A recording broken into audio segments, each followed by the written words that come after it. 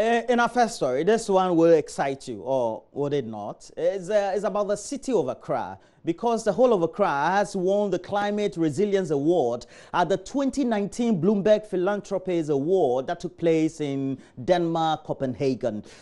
And the award schemes are to recognize the most ambitious and impactful projects by mayors to tackle the global climate crisis under the initiative being undertaken by the Bloomberg Foundation. Out of 26 finalists, including the AMA, the best projects were celebrated in 7 categories that were in sync with this year's theme, The Future We Want. Accra won the Engaged Citizens category with its informal waste collection expansion initiative. Well, it beat other cities, including Los Angeles, the great Los Angeles of the USA, Paris, France, Barcelona, Spain, and Sao Paulo in Brazil to pick the award. Waste collection expansion. Barcelona, roadmap to carbon neutrality and climate justice. Los Angeles, LA's Green New Deal.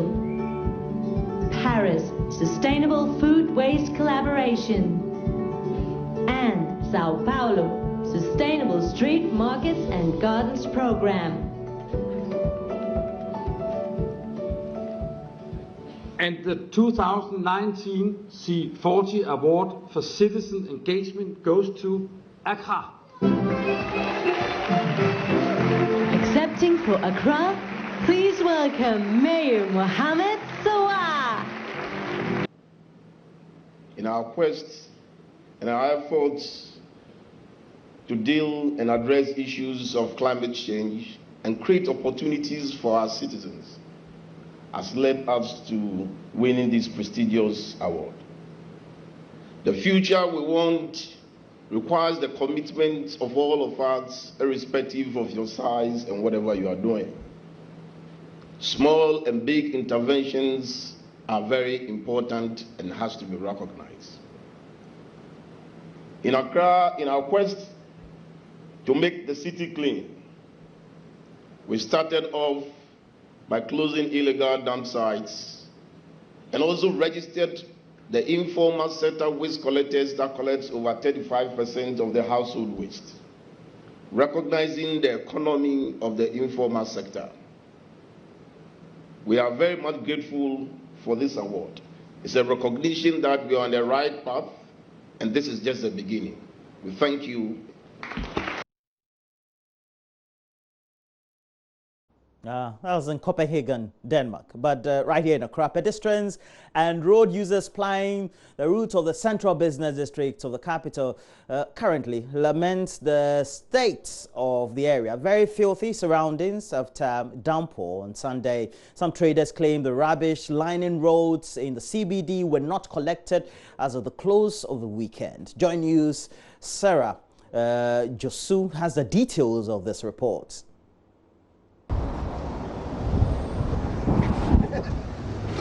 Walking through the central business district of Accra on a Sunday is such an eyesore, as the only thing one can feast their eyes on is the filth or the heaps of rubbish that has scattered along the whole stretch.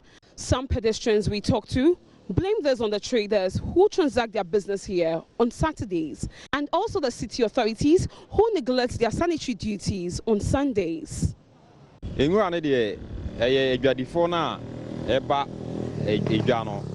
Saturday numre and I am mobile to Mudigana Madiachi.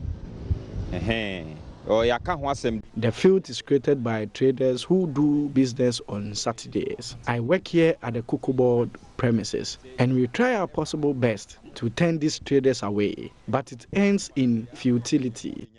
To me, it's an Omudigana, the Chia, Ninguan Guosa, just say Sunday. Adiabechi Monday and Sana, I'm a baby Sani in Iden, if you know. Pass on my pa Ghana pa capital. Now, Imurapa Chrome City and Yakra. It's terrible to see this happening in the capital city of Ghana. The president's desire to make Accra the neatest city cannot be realized like this. The authorities must wake up. Even West Africa, now some shot. Yes, I don't mean who. You can 20 who my partner yet. The traders, on the other hand, also pushed the blame on the authorities, especially the Accra Metropolitan Assembly, for refusing to honor the obligations after taking money from them to do so. I say, Bola Kana Eban is Somaye. And Tinipano so does a market. And Tiwena Befa Bola Kana a yema. The waste management trucks that ply this route are inadequate. So even when we clean after work, there's no place to dump the rubbish. Mr.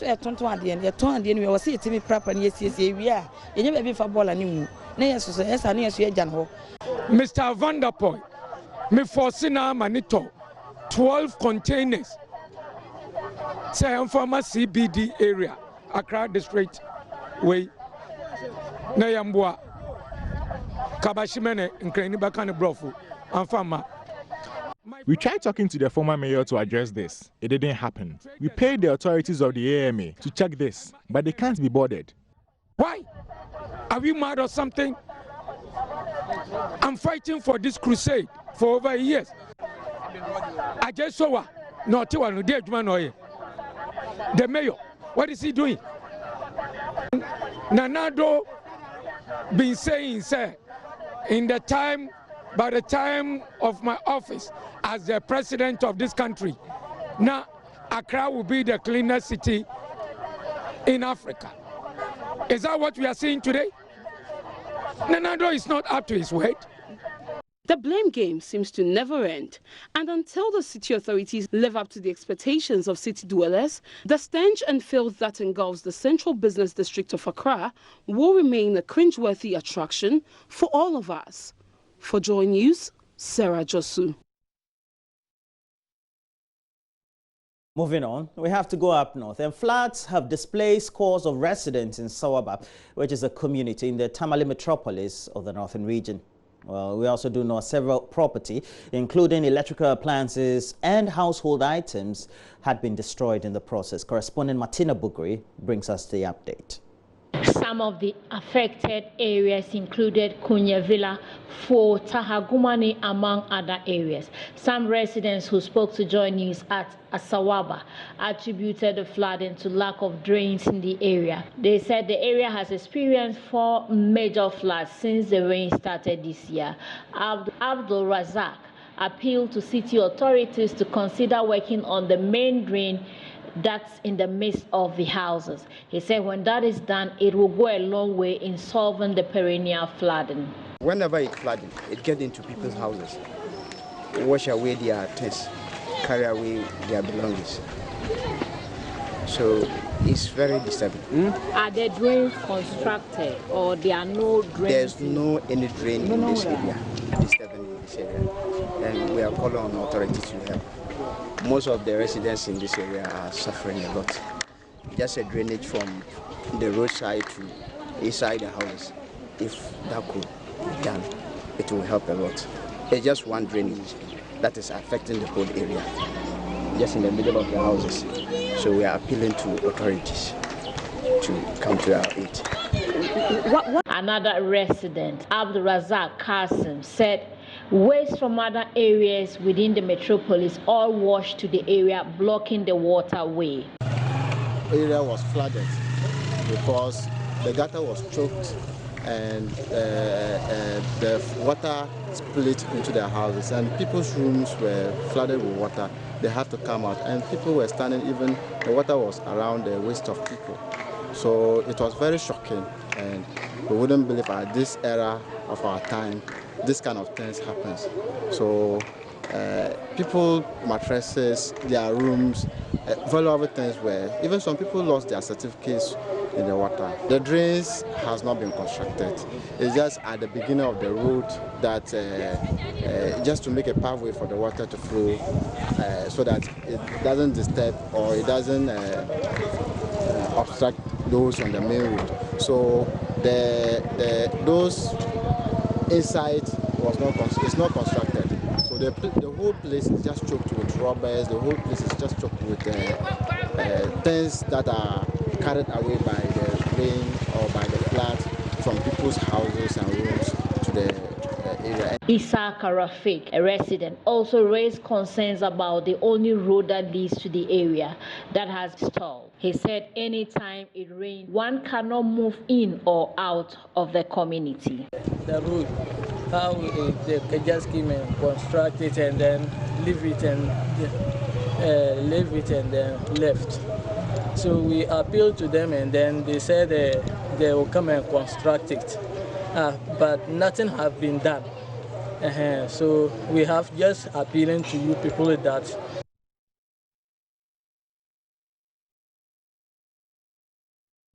Meanwhile, weather forecast figures for the next week, even not this week and the next, predict more rains than sunshine. The National Disaster Management Organization is, however, warning persons living in flood-prone areas to take extra caution.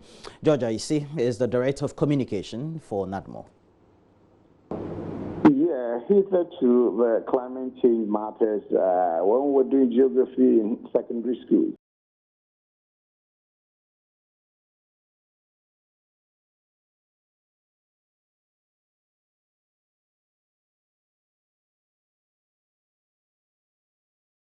More rain this time. It's not going to be maybe heavy. It's going to be continuous, and these ones sinks into the soil and percolate there.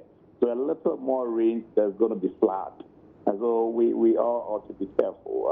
October, as predicted by the GMET people, there's going to be rain, maybe not that heavy, but it will be continuous and can result in floods. You've agreed that any small rain can result in floods. Any special plans you've put in place to ensure people who are affected are properly treated? People who are affected are what? Are properly giving... Yes. Now, we've put our search and rescue, urban search and rescue team on standby. We've trained them to go and support people who may be affected by the floods. And then all of us, we're doing the continuous education, but all of us should be careful, especially the safekeeping of our valuables, those who live in flood-prone areas. Keep your valuables in safer places, especially higher grounds. That's the most important. And then let's keep an eye on our kids. When it's raining, sometimes some of them will love to be playing in the flood waters. It's not advisable. These days, the flood waters are swift and can pull any object along with it and take them to bigger primary storm drains, and the consequences may be dire. So let's all be careful wherever we are driving through flood waters and co. It's not the best for all of us. But let's look at the pattern. Will this remain for the rest of the year? Yeah, in fact, October, November, you see, the earlier warning by GMET showed that this year the rains will be very, very heavy and intense. Moving on, graduate students in development management at the Kwame Nkrumah University of Science and Technology are embarking on an initiative under which they will grow 500 trees every year in the Ashanti region. It's dubbed Go Green Ghana, and it's aimed at advancing the effort to protect Ghana's depleting forest resources and also tackle effects of the global climate change. It was launched at the 3rd Social Entrepreneurship and Philanthropic Conference in Kumasi. The project will be in partnership with the Department of Parks and Gardens for provision of seedlings and technical support. G4 simply means Go Green, Green Ghana. It's an initiative by our students to grow a minimum of 500 trees over the next 5 years. It is proposed that the trees will be owned by prominent people in our communities, but will be nurtured and catered for by our DM students.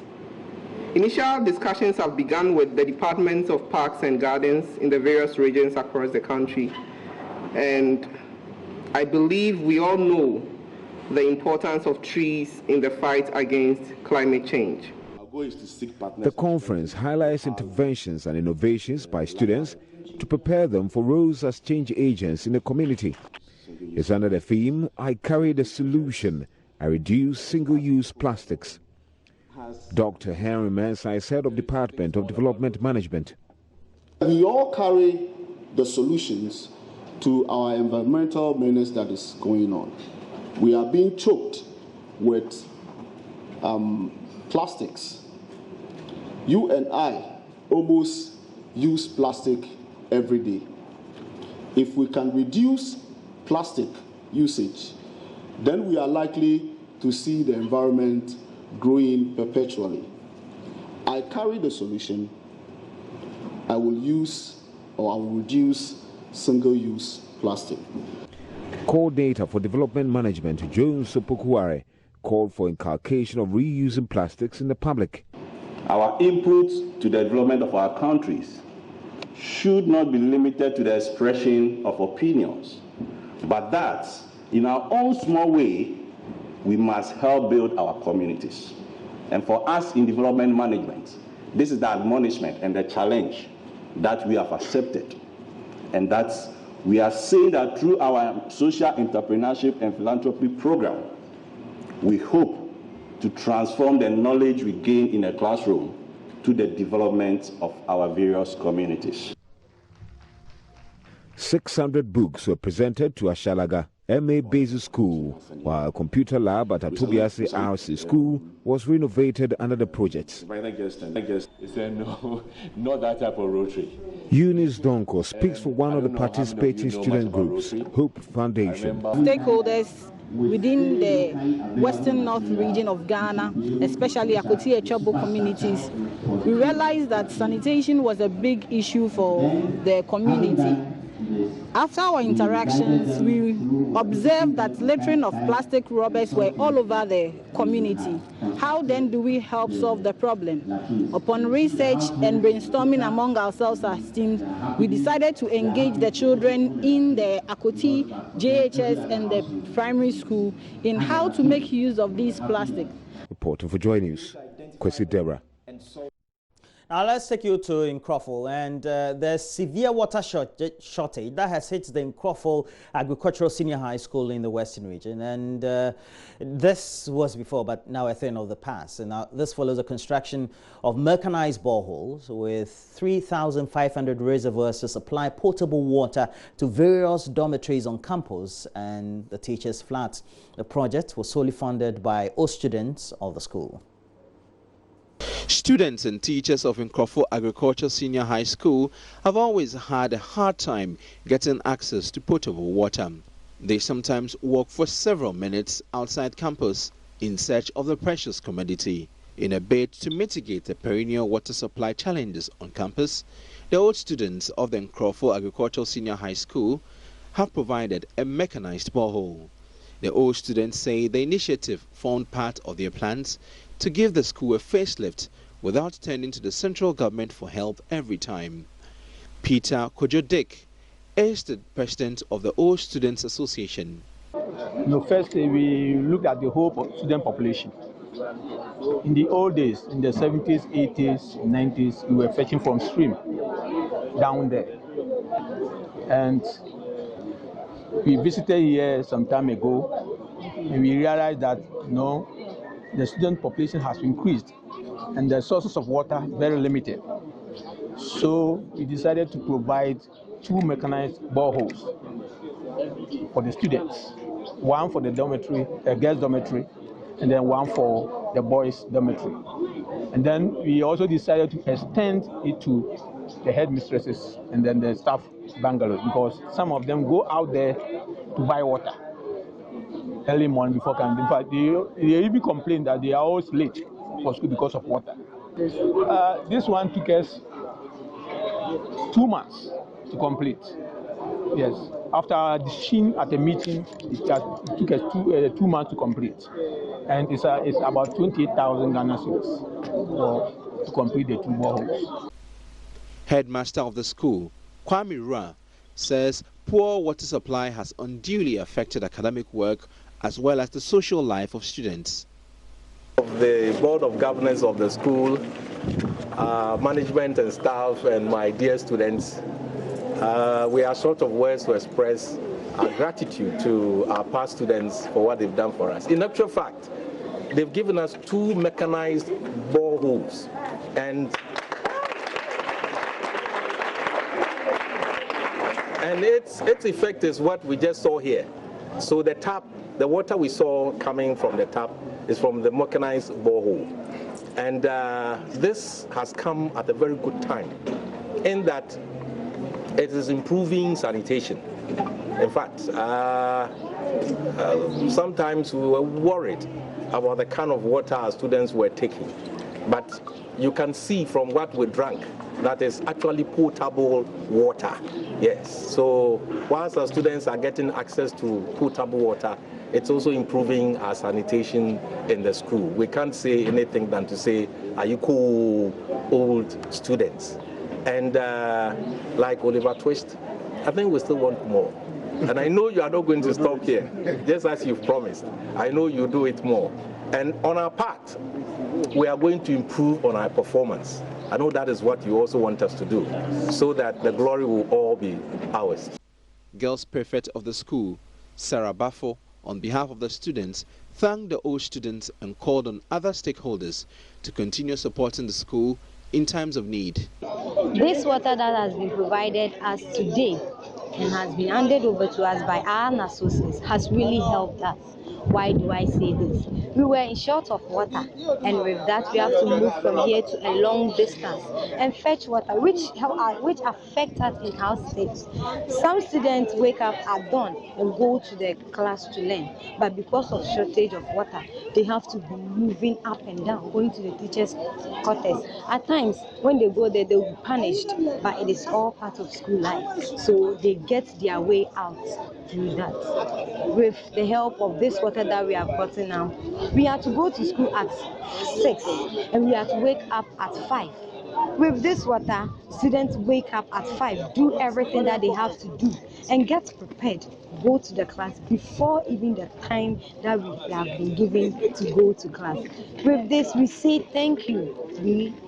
Thank you to our associates. God really bless them and give them more in abundance. What time were you guys waking up when the water wasn't around? We used to wake up at 3, moving from our dormitories to a long distance, sometimes to the teachers' quarters. Yes, when we were having no water, that is the time we were waking up. Yes. Thank you. Welcome. Well, that's it for the news. Please make sure you join us. We are going to do review of the newspapers. We have stories on the front pages, the back pages, and the center spreads. And we have many of the stories occupying these newspapers, many of them in the studio. I'll be joined by Joseph Frimpong Kofi Akable.